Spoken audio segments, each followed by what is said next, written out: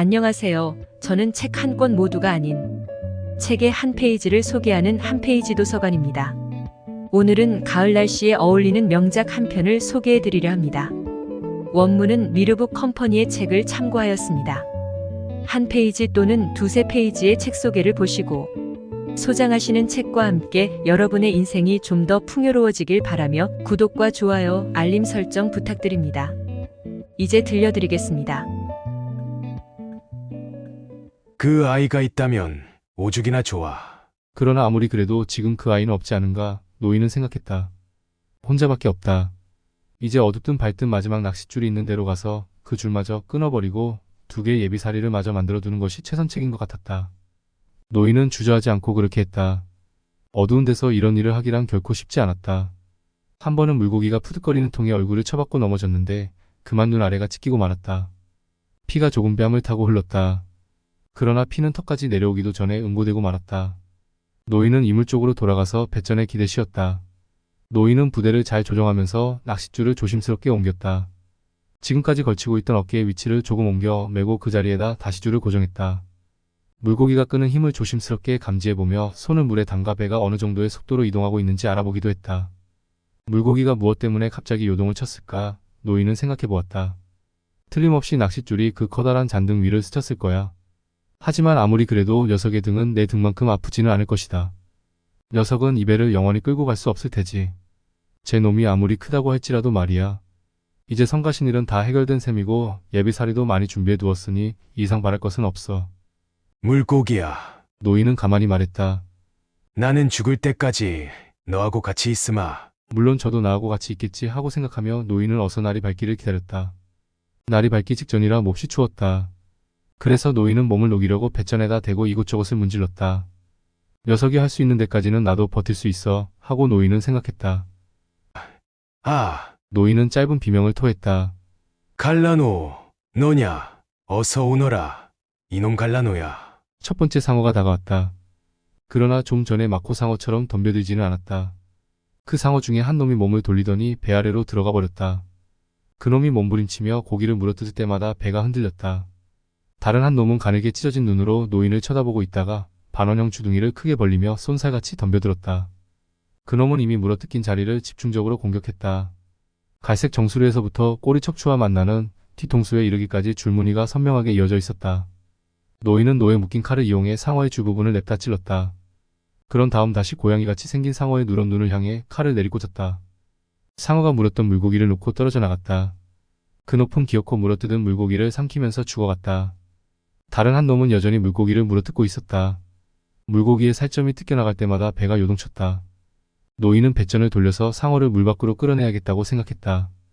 그리고 닷을 내려버렸다. 그러자 상어가 나타났다. 그는 기회를 놓칠세라 뱃전에 몸을 기대고 놈의 몸을 찔렀다. 그러나 껍질이 단단해서 살만 찢어졌을 뿐 깊이 찔리지는 않았다. 너무 힘껏 찌르느라 두 손은 물론이고 어깨까지 아파왔다. 상어는 또다시 머리를 쳐들고 쏜살같이 올라왔다. 상어의 코가 물 밖으로 나오더니 물고기를 향해 달려들었다. 상어가 고기의 살점에 코를 박고 있을 때 노인은 평평한 정수리 한가운데를 겨냥해 칼을 꽂았다. 계속해서 칼날을 뽑아서 연속으로 같은 곳을 찔렀다. 그래도 상어는 주둥이를 쳐박고 물고기에 매달려 있었다. 이번에는 왼쪽 눈을 찔러 보았다. 여전히 상어는 떨어져 나가지 않았다. 이놈.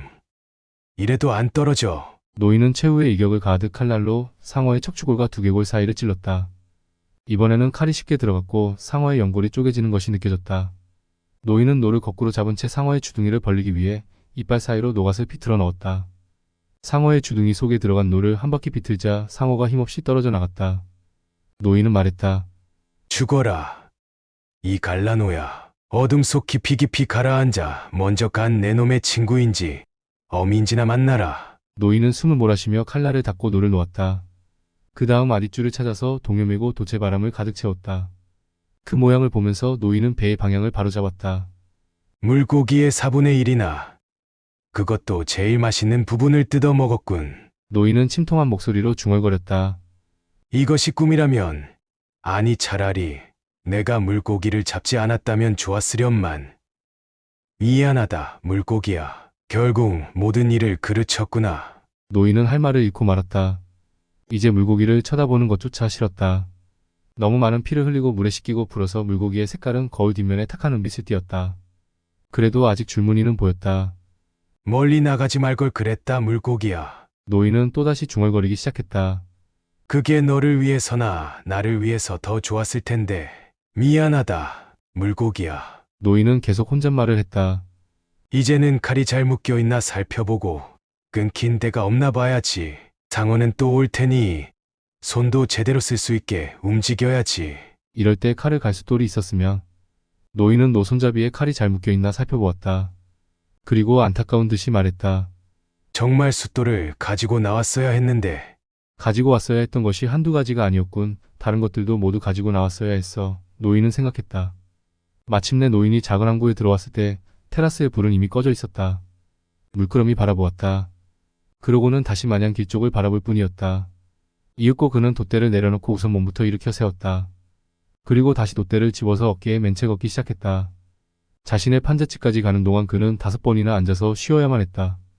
판잣집 안으로 들어간 노인은 벽에 돛대를 세워놓았다. 어둠 속에서도 그는 익숙하게 물병을 찾아내 물을 한 모금 마셨다. 그러고는 침대에 들어누웠다. 담요를 끌어당겨 어깨와 등, 다리를 차례대로 덮은 다음에 엎드려서 신문지에 얼굴을 파묻었다. 양팔은 몸 바깥쪽으로 쭉 뻗고 펼친 손바닥은 위로 향한 채 그대로 잠이 들었다. 아침에 소년이 판잣집의 문을 열고 안을 들여다보았을 때도 노인은 잠들어 있었다. 바람이 심해져 유자망 어선조차도 바다에 나가지 않을 상황이었다. 그래서 늦잠을 자고 일어난 소년은 아침마다 늘 그랬듯이 노인이 걱정돼 찾아온 것이다. 소년은 곤하게 잠들어 있는 노인 곁으로 다가가 숨을 쉬고 있는지 확인했다. 다음 순간 소년은 노인의 두 손을 보고 울기 시작했다. 소년은 커피를 가져와야겠다고 생각하며 조용히 밖으로 나왔다. 길을 따라 내려가면서도 소년은 내내 엉엉 울었다. 모두들 나를 찾았니?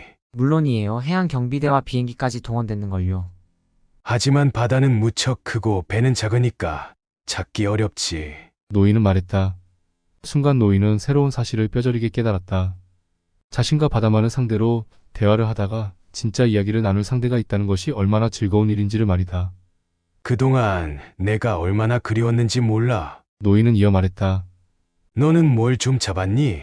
첫날은 한 마리, 둘째 날에도 한 마리, 그리고 셋째 날은 2마리를 잡았어요. 오, 잘했구나. 이제 우리 함께 물고기를 잡으러 다녀요.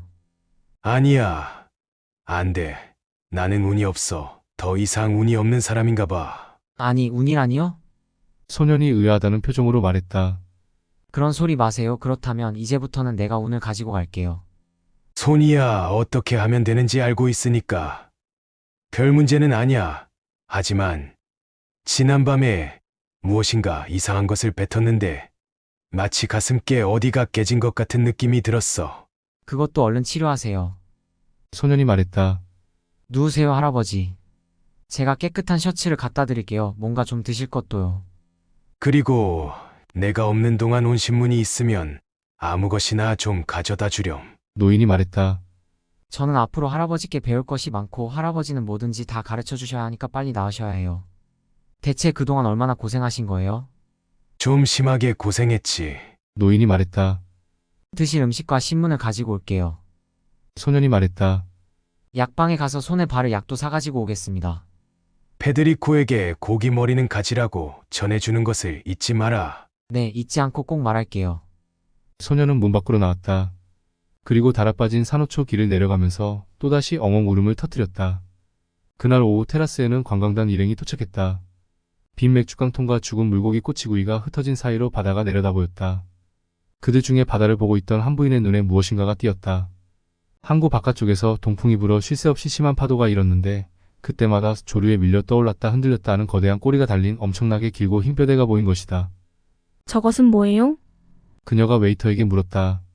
그녀는 손끝으로 이제 조류에 쓸려 나가기만을 기다리고 있는 쓰레기에 지나지 않는 커다란 물고기의 긴 등뼈를 가리키고 있었다. 티비론입니다. 웨이터가 말했다. 상어의 일종이죠.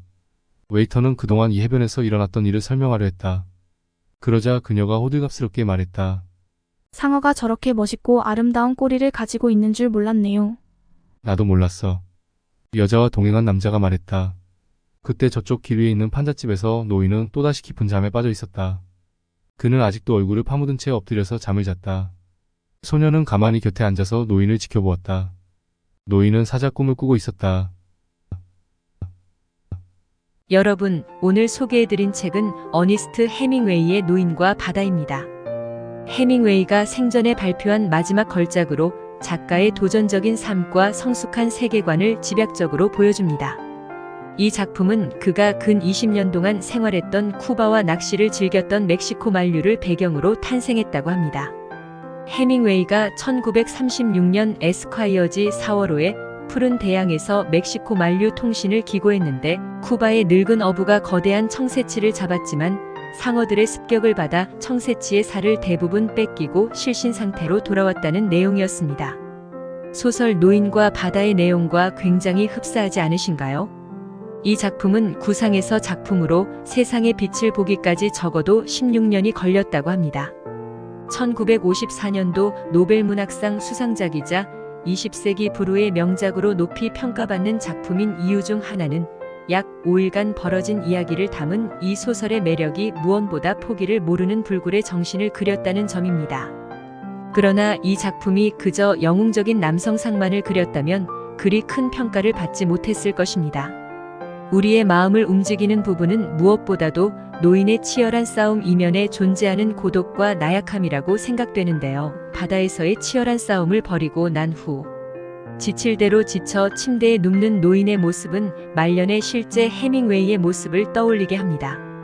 너무나 유명한 고전이니 꼭 한번 읽어보시기 바라며 오늘의 책 소개를 마칩니다. 좋은 책으로 또 뵙겠습니다. 감사합니다.